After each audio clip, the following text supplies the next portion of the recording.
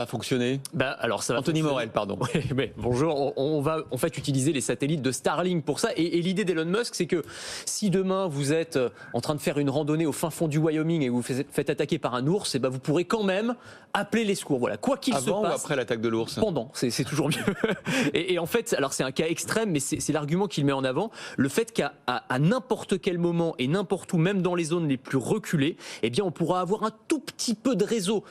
Pas pour regarder des vidéos en haute définition, évidemment, mais pour pouvoir utiliser une messagerie instantanée, pouvoir envoyer une image, pourquoi pas.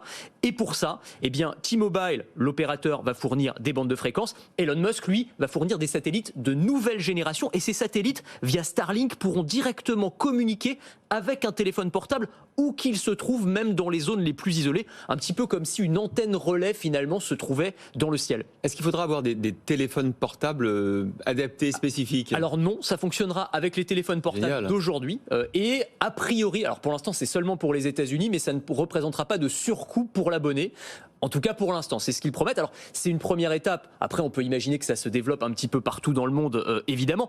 Sachant qu'Elon Musk est pas seul sur le coup. Je ne sais pas si vous vous souvenez, il y a un an à peu près, on avait eu des rumeurs autour d'Apple. Oui, qui voulait lancer ce service. Exactement, pour que les iPhones puissent eux aussi appeler les urgences par exemple, en cas de problème, sans qu'il n'y ait aucun réseau autour de soi. Il n'y a pas eu d'annonce officielle pour l'instant, mais on sait en tout cas que ça les titille, c'est un projet qu'ils ont en tête. Je vais vous poser une colle, pardon si vous n'avez pas la réponse, mais comment ça fonctionne? Parce que si vous êtes dans une zone blanche, ça veut dire qu'il n'y a pas de réseau. Donc même si T-Mobile donne du réseau à Starlink, s'il n'y a pas de réseau, il n'y a pas de réseau. En fait, ce sont alors pour le coup, ça permettra d'avoir du réseau absolument partout. C'est-à-dire que ces satellites de nouvelle génération, apparemment, ils ont des antennes qui font 5 ou 6 mètres de long, qui sont extrêmement puissantes et qui sont capables de cibler très précisément, y compris un téléphone portable. Ce qui fait que même dans une zone très isolée, on arrive quand même à avoir une forme de réception. Et c'est une nouvelle étape finalement dans le projet Starlink, dont on parle beaucoup. Vous savez, ce réseau de satellites qui sont censés acheminer absolument partout Internet, et notamment à la moitié de la population mondiale qui n'y a pas accès aujourd'hui. C'est un très très gros marché parce qu'aujourd'hui c'est un marché où les opérateurs ne sont pas beaucoup présents,